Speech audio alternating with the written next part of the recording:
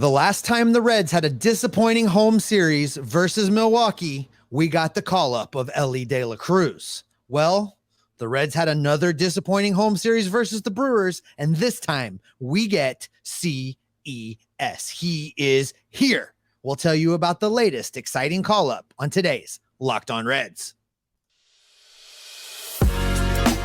You are Locked On Reds, your daily Cincinnati Reds podcast, part of the Locked On Podcast Network, your team every day.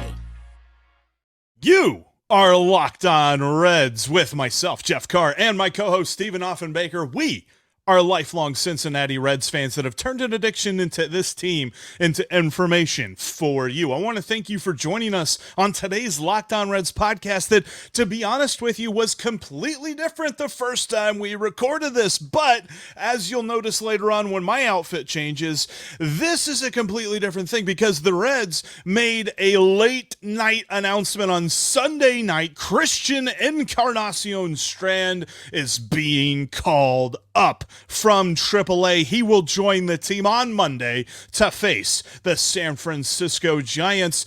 And yes, they had a very disappointing weekend series against the Brewers that we will get to. We're going to even talk about, where do we ascribe blame to a series sweep out of the All-Star break to probably the most important team that the Reds needed to beat in the entire season. We're going to get to all of that. But before we do, we have to jump into CES because this was amazing news. This was great breaking news that completely broke the podcast. Like we said, we recorded an edition of this beforehand. By the way, today's episode brought to you by eBay Motors. Check out eBay Motors today for all your right parts. Look for the green check mark. eBay Motors, let's ride. They have the eBay Guaranteed Fit, which is only available to U.S. customers. Exclusions do apply. All right, Steve. CES is here, and the Reds just got better. They just got a whole lot better, Jeff, and it's about time, to be quite honest. Look, first off, I'm just so happy. You're going to see an energy change when we run the next two segments. Yes, you will. A whole different open this show had before the CES announcement. Listen, it's about darn time. CES, during his time in Louisville, played in 67 games. Batting average of .331, on-base percentage of .405, and a slugging percentage of a cool .637 for an OPS of 1.042. They are getting a masher to go into this lineup. This is another in a line of sparks that has been called up from AAA to be infused into this lineup to get this team firing. Now, he's not a fix-all, but when you bring what he's been able to do in AAA into a lineup that kind of needs a jolt right now, this is exactly the right move at the right time to try and right the ship in a very important 4-game series against the San Francisco Giants that opens tonight. Let's put it this way, Steve. In 67 games this season, he has 20 home runs. In 67 games this season, he has put together a 153 WRC plus, weighted runs created plus, which means he is 53% above league average with his total overall production at the plate. Absolutely brilliant hitter. There's all kinds of wonderful statistics that we're going to go through in subsequent episodes this week because there's just so much about Christian Encarnacion-Strand. He compares to Mike Trout, Julio Rodriguez, Vladimir Guerrero, and some of the top names to play in the major leagues in the last 10 years because of how he played throughout his entire minor league career. I mean, we're talking over 500 at-bats here and a 300-plus average. Absolutely beautiful stuff that Christian Encarnacion-Strand has put together, and he is going to fit right in probably somewhere in the middle of this lineup, probably 5th or 6th, something thereabouts. We don't have a corresponding roster move as of this recording. We will update you as soon as that happens. Make sure you follow us on Twitter at Jeff Carr with 3 Fs and at S Offenbaker with 2 Fs. And join the Discord as well. That's in the link in the description here for this episode. But with Christian Encarnacion-Strand on the team, you now look at the lineup and you say, these are the best guys. These are the guys that are going to be able to score the runs. And in the addition, the third segment now that will become the lost third segment that was going to be the Monday third segment, we had mentioned something like a move like this could possibly reset this lineup that has badly needed it over the last 4 games. No, absolutely. And to figure out how they're going to get him onto the team and into the lineup, there's some easy moves. We've been talking about cutting Kurt Casale. That's probably the most straightforward, easy way to call up CES. You clear the roster spot, you make the move. Kurt hasn't been playing anyway. If you're not going to do that, there's potential for a kick the can move if Ben Lively's owie from yesterday. We haven't really got a report yet on what exactly is going on with him, but if that lands him on the disabled or the injured list, then that makes room for CES. Harder moves are you do something with Nick Senzel, you do something with Kevin Newman. Not quite sure the direction the Reds are going to go. Here's what I do know though, Jeff. There's been a lot of concern from people about, well, why would you call him up? There's no place for him to play. Are you kidding me? Are you crazy? There's plenty of places for him to play. Look, during his time down in Louisville this season, Jeff, he's played 41 games at first base. He's played 16 games at third base. He played 8 games as the designated hitter. And just for good measure, he played a game in left and he played a game in right. So there are ways to get him full-time at bats. I am not concerned at all about him getting playing time.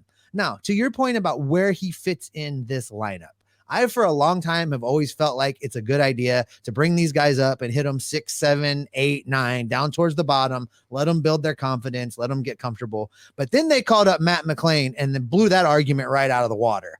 And then they called up Elly De La Cruz and blew that argument right out of the water. So I'm all for wherever David Bell feels he slots in the best. Hit him 5th, hit him 6th, somewhere up high like that to be a run producer, to be a guy driving in dudes getting on base. I'm all for it. I think this is exactly the shot in the arm that they need going into this series with the San Francisco Giants, because as you'll hear me say later, this is important with wild card implications now that they're trailing the Brewers by 2 games. Not only do we need to be worried about this division lead, but we need to be worried about the wild card qualification. So this is the right move right now. I think that what we saw in this Milwaukee Brewers series that just wrapped up, Jeff, was a team that was pressing. It was a team that was struggling. It was a team that was feeling the pressure of performing. This is a lot of young guys that have never been here before. This is going to be an energy shift. The focus momentarily is going to move away from the pennant race. It's going to move away from the fact that they just dropped a 3-game series at home and got swept. All of the energy and attention now, at least for this game today, is going to be CES is here. And I think that's going to allow everybody else to take a breath, to reset, to maybe not press so hard. And it's gonna shift that energy. And I think that's probably the most important effect outside of anything that's going to happen in this game with CES being in the lineup.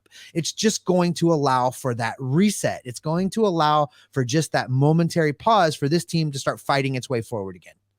And I feel like it was a really good thing that I got tickets to this game, because I can't wait to see this dude's debut. I'm curious of this because here's my thoughts. With Christian Encarnacion-Strand on the roster, I think it might be time to switch up the lineup a little bit. And by switch it up, I think Elly De La Cruz should lead off. I think it should be Elly De La Cruz, Matt McClain. I think you should have Jake Fraley against righties, Spencer Steer against lefties in the 3rd spot, CES batting 4th, and then you flip, Fraley or Steer, righty lefty there in the 5th spot. Jonathan India batting 6th. I'm gonna say Votto. You're gonna bat Votto down in the 7 hole. Yeah, Joey Votto batting 6th. My bad. And then Tyler Stevenson batting 7th. I'm gonna move Will Benson up 1 spot, even though I know he's the league's best number 9 hitter. And then I'm going to move TJ Friedl into the 9th spot. I like it. Let's do it. I think that's how you should do it.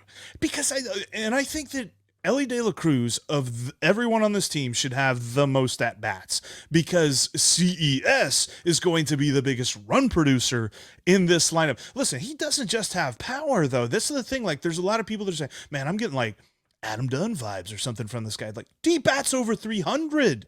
This is not a 3 true outcomes guy. This is a guy that just mashes. He is a destroyer of baseballs, and not just in the home run variety. Like, I feel for Toyota because someone's getting that Tundra this year, maybe two people between Ellie De La Cruz and Christian Encarnacion-Strand, and it's going to be all the time because this lineup is just going to be so consistent. So let's address this concern, Jeff, because it's going to be one of the things that the naysayers bring up almost immediately. Yes, he did strike out twice as many times as he walked while he was in AAA. But I point you again to his slash line of a batting average of 331, on base percentage of 405, slugging 637. It doesn't matter. The 69 strikeouts, the 2-to-1 strikeouts to walk ratio does not matter because all of the other counting statistics back up the fact that he's ready to be at the big league level. And there are a couple of amazing statistics that I definitely want to get into on tomorrow's podcast about like how good he is at hitting pitches outside of the zone. He's got a very strange talent that not a lot of guys have, and I think we'll see it on display in this series because Logan Webb loves to throw him some breaking balls. That's who's starting against the Reds on Monday night. But so many different statistics to get to, Steve. Lots and lots of things to talk about when it comes to Christian Encarnacion-Strand further, so you're going to want to make sure that you keep it Locked On Reds every single day because we'll have you covered. Yeah, absolutely. Now look, as I said while we were talking, folks, we're going to drop back into the episode that was already recorded. The energy is gonna shift a little bit, folks. We're not going to redo the entire show because there were a lot of things we covered about this 3-game sweep that need to be said. And we're going to continue to bring that to you. But when we come back into your feed tomorrow, we'll have a whole lot more on CES. We're going to have a report about his debut and how he did, and talk a little bit in more detail about what this means for the lineup, what this means for the Cincinnati Reds moving forward. And coming up here in just a moment, we will make that tone shift because we got to look at this opportunity that the Reds just waved goodbye during this weekend. That is coming up next. Podcast. Today's episode is brought to you in part by Sleeper. Do you want a chance to win more money with less picks? Well, head to Sleeper where you can win up to 100 times your money on just 2 or more fantasy baseball picks. Sleeper is now offering a 100-time payout for up to 8 pick contests. Choose as many as 8 players that you like and pick more or less on your favorite baseball stats like home runs, strikeouts, hits, and more. You get your picks right and you could win big. Do you think that Joey Votto's going to bang against the Giants? Well, smash more on the homers. Do you think that Ellie is finally going to get out of this slump and get on base and run? Well, make sure you smash more on the steals. Entries can be made in 30 seconds or less. It's that easy. They also have safe and fast withdrawals. Use the promo code Locked On and you're going to get a $100 match on your first deposit. Terms and conditions apply. See Sleeper's terms of use for details. Currently operational in over 30 states. Check out Sleeper today. And remember, if you can't be down at Great American Ballpark for the start of the Giant series, you can catch every pitch of the Reds' hometown broadcast with SiriusXM on the SXM app. Just download the app and search the word Reds. Thanks so much for making Locked On Reds your first listen today and every day. Everydayers, coming up on our next show, we are going to start to look at the Giant series that has now become critically important for the Reds to win. We're going to start to break that down. We're going to talk about all of the action down at the ballpark, and we're going to dig into what the Reds need to do to have a successful 2023 campaign. And that definition may have changed. You're going to have to tune in because I think Jeff and I have both changed what our definitions of success are in 2023. Steve, here's the thing. We knew coming into this weekend, coming back from the All-Star break, the Reds had 3 games against the Milwaukee Brewers. Really, I mean, we could have at least squinted for some positives if they went 1 out of 3.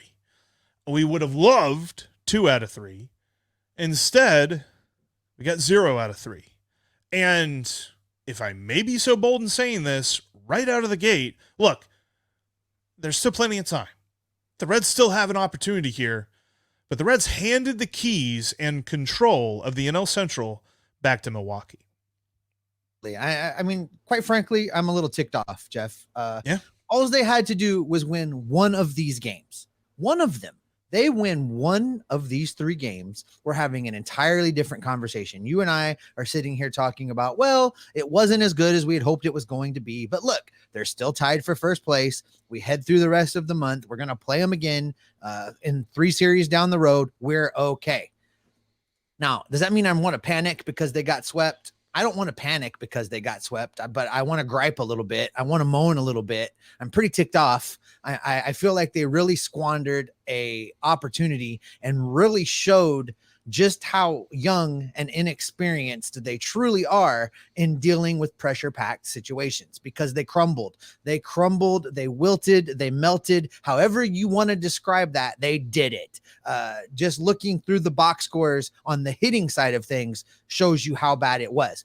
This entire season, you and I, and most of the other people that talk about the Cincinnati Reds with any regularity have been saying pitching, starting pitching, the pitchers. It's the pitchers. We need pitching. The bullpen's going to die. Pitching. The pitching did just fine. The pitching was adequate. The Reds lost on Friday 1-0. The pitching did their job. They lost on Saturday 3-0. The pitching did their job against a Milwaukee Brewers offense that can score some runs. Did they do their job on Sunday? Well, there was a couple missed opportunities. Some of what the scoreboard shows is more of a defense problem than it was a pitching problem. So, I think this is one of those rare cases where I want to say the pitching did fine. The problem is the hitters, and the absolute breakdown of fundamental baseball from a offensive standpoint is what we saw in this 3-game set. The positional players, whether you're in the lineup or out in the field, trying to get the defense rolling, were pressing. It's very evident from game 1, where Corbin Burnes absolutely shut them down to the tune of 13 strikeouts. It was very evident for like every at bat after that. They came up trying to hit a bases empty grand slam. And believe me, the bases were empty. There was not a lot of base runners this weekend for the Reds, and this is where they have thrived all year long, is constantly having base runners on, constantly putting the pressure on the opposing pitcher by having to pay attention to the guys on base. There wasn't a whole lot of Brewers pitchers, whether they be the starters of Corbin Burnes or Freddie Peralta or Adrian Hauser, or the same 3 guys out of the bullpen that we saw every night. I think Hobie Milner pitched on Sunday, but it was Joel Payamps, it was Elvis Peguero, and it was Devin Williams every night. And every night they dominated the Reds. The Brewers, you have to tip our caps to them, because they came into this series ready to go. They came into this series and knew what needed to be done and never wavered from it. Even when they were down on Sunday, even when the Reds had gotten themselves a 3-1 lead, really, at home early on in the game, and you're thinking, okay, this is how the Reds get back. This is how they get their one win. And the Brewers said no. The Brewers did what the Reds have been doing everybody all year long, in that they fought. And we've been saying this all year long. The Reds are never out of a game with anybody, but it felt like this series, the Brewers said, oh, you guys are having fun, huh? You guys had a nice long winning streak, huh? You got some real talented players, huh? Yep. You guys can wait a little bit. We got this. This is our division. Thanks for, showing up, but we got this. And that is why we are so angry right now, because it felt like the Reds were up to the task, and we were proven completely wrong. Christian Yelich might as well have walked over to the Reds dugout and said, boys, take notes. We've been here before. We're going to show you how it's done. That's really how it came off. And I know coming up in the next segment, we're going to subscribe some individual blame to some individual players. But as a group, I think the most telling number is the strikeout total for the weekend. What did we settle on? 37 strikeouts. 37 strikeouts in the 3-game series. 37 strikeouts, and that doesn't even go back to the 1-0 loss before the All-Star break. Right, doesn't even go back to that. We're just talking about the 3 games to start the second half there at Great American Ballpark. 37 strikeouts. That is not who they've been. No. They've been put the ball in play, create chaos on the bases. You take advantage of the opportunities that present yourself from there. That's a big problem. The other piece of that for the collective unit, Jeff, I want you to use that stat that we were talking about off the air that came from ESPN. Yeah, ESPN Stats and Info released this stat that said the Reds are the first team to go 3 games of 8 hits and no runs in 130 years, at least, because that's as far back as ESPN Stats and Info can go with this. But the first Major League Baseball team ever, not the first since so-and-so, like this is the first that they can literally go back and find in a 3-game stretch to have 8 hits and no runs.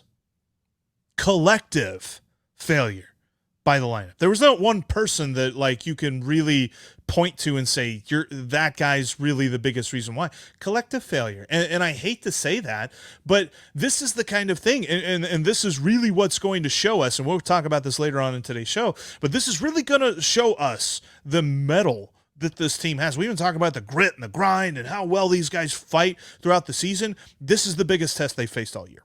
How do you bounce back from this? Because if you don't, well, we're talking about a different thing coming in the postseason.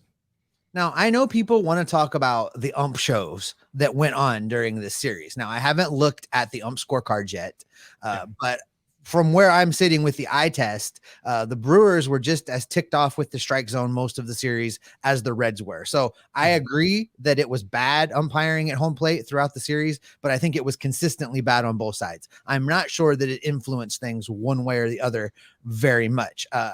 I did like the return of what I saw in the Discord chat being termed the reemergence of 2019 David Bell arguing with the umpires. And, you know, I said it on Saturday when I was chatting with those guys on Discord that I thought an ejection was imminent. It felt like David Bell needed to do something to cause a spark. And I at one point commented, you know, ejection incoming.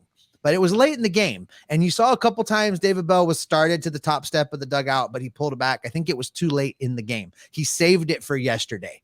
And when he went off in classic 2019 David Bell style. He was drawing the strike zone in the dirt around home plate. He made sure that, you know, the crew chief came and tried to scurry him away, and David Bell spent at least 5 minutes running around in circles around the crew chief so that he could get in the home plate umpire's face.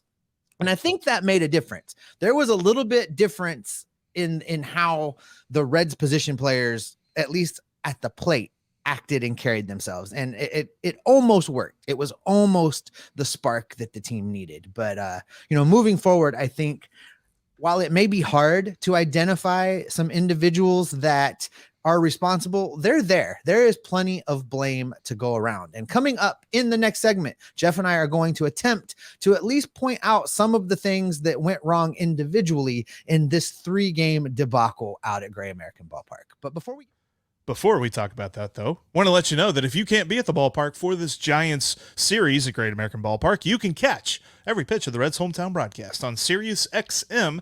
Just download the SXM app and search the word Reds.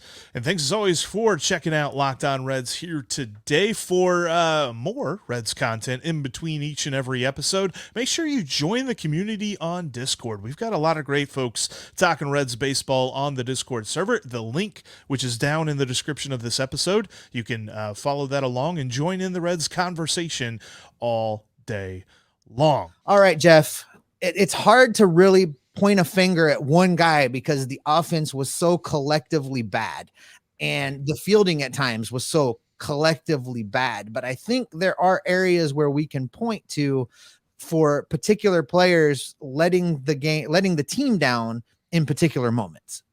Yeah, and I think that, I mean, obviously we start with the lineup. The lineup itself collectively failed. 2 hits on Friday, TJ Friedel and Will Benson. You had 1 hit on Saturday, which was a single, which if you go back and you look at the StatCast, which I don't know why you would, because that's just torture. Air quote. It was exit velocity of 36 miles an hour, single for Jake Fraley on Saturday. And that was the only hit the Reds had. And then, yeah, they had 7 hits on Sunday. It was a little bit better. And you had, 3 hits from Matt McClain. You had a homer from Jake Fraley, a nice double from Joey Votto, and a couple of hard hit balls there. But for the most part, the lineup was absolutely abysmal.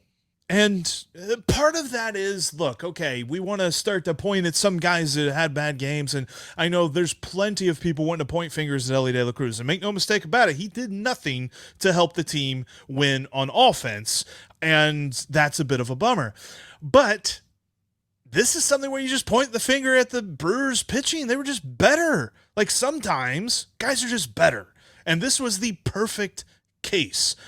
Corbin Burnes, Freddie Peralta, Adrian Hauser, and the 3 guys out of the bullpen that I think I'll see in my nightmares for the foreseeable future, at least till the Reds play their 3-game series against the Brewers next week, in Payamps, Peguero, and Williams, they were just better.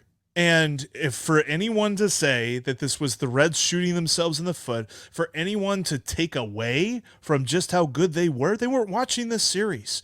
The Brewers did everything they could to take the strength of the Reds team and completely obliterate it, and they succeeded.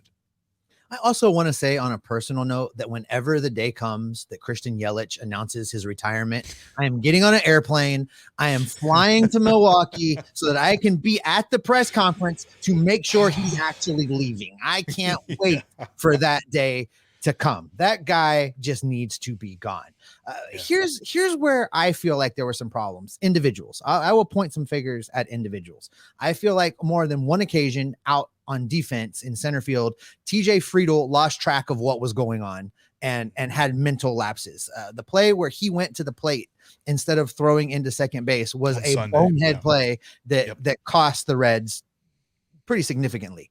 Another play, Jake Fraley had an opportunity to throw a runner out at the plate, but he came up and he double clutched. And I think he wasn't sure where the runner was. I really think that's what happened, because as he was double clutching, he was looking around. I think he lost track of where the runner was, and that's unacceptable to me.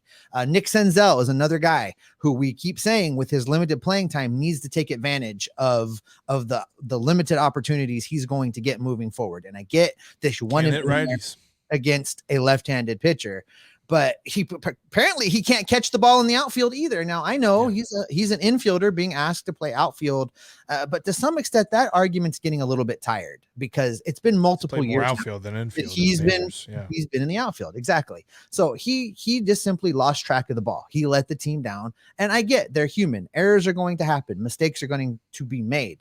But in these games where you're trying to basically bust a slump, everybody needs to get dialed in. And I feel like there was a defeatist mental breakdown amongst this team in the field, especially in the outfield, that allowed this one to get away. And I feel like as much as the Reds have been the rally Reds, the comeback kids, the cardiac guys, whatever we've been calling them, I feel like they let the Brewers really get in their head on Sunday, and you could see the shoulders start to drop down as the Brewers began to chip away at it, and as they were in a position to pull ahead. And even with Alexis Diaz in there, the energy level just wasn't quite right.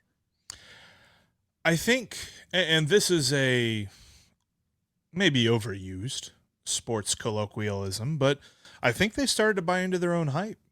I think they started to see the power rankings that Bleacher Report at one point had the Reds as the 3rd best team. Yes, I said that right. Bleacher Report at one time said the Braves were the 1st best, the Rays were the 2nd best, and the Cincinnati Reds were the 3rd best team in baseball. And as much as that was a homage to everything that they had done to that point, this was a couple of weeks ago, but as much as this was respect for what the Reds had accomplished over the early part of this summer, it was a huge test for a young team that is full of talent, but full of plenty of guys who have not been in this position before. And plenty of guys like Jonathan India who have been close to this position, but not necessarily in the playoffs, hasn't had that postseason success or even tasted the postseason at all. And I think that this was an aspect of the Reds taking a nice all-star break, taking a few days off and seeing, you know what? We're pretty good. I think we know this baseball thing. I think we got this. I think we're ready to go. I think we're going to roll. We're going to kill the Brewers. And the Brewers said, no, baby, no. You don't know what you're up against. And you still got plenty of time left in this season to be thinking that you accomplished anything by being first place at the All-Star break. Now, don't get me wrong. Based on the expectations we had for this team coming into the year, being at first place in the All-Star break is amazing. But they're not done. You still got 71 games, and now you only have 68 games left. But I just look at this, and I think that so much seemed to go wrong in this series. And I think that people want to like point the finger at David Bell for some reason on this. And maybe there's a little bit to blame in some of the moves that he made. But at the end of the day, where are the players' heads? For most of this season, we've seen the players' heads. They're one mentality, Steve. The idea of competing and fighting for every inch, every hit, every at bat. It kind of felt like this series, they were just like, yeah, it's going to happen. We're good. We're good. We're cool. And it just didn't happen. It reminds me of some old school football coaches back in the high school days, where if they had a really talented team, a bunch of juniors and seniors that were a little bit full of themselves, they really liked, around week 2 or week 3 for some low ranked football team to come in and take their guys out behind the woodshed and take it to them, because it reminded them that they were human and that they had to put in the work. And I think you're right. There may have been an air of expectation centered around this team coming out of the All-Star break thinking, we've got this.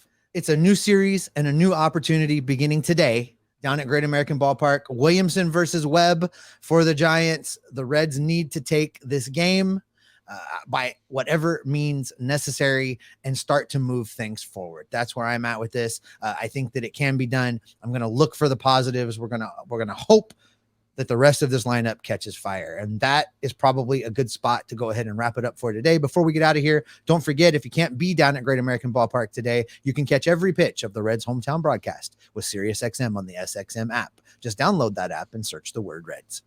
Thanks as always for making Locked On Reds your first listen every day. Everydayers coming up with tomorrow on the show. Did the Reds move their own goalposts? And what will make this a successful season now, considering how they've played? That is going to be our main topic of discussion as we look forward to this Giants series. But for now, Steve, what can folks expect from you and me? We're going to keep monitoring those transactions, those rumors, the waivers. We're going to keep watching for trades to come to fruition. And if Nick Krall doesn't call up CES very soon, we're going to send Jeff Carr down to Louisville to pick him up personally. We're going to bring all the information back right here and keep you locked on Reds every single day.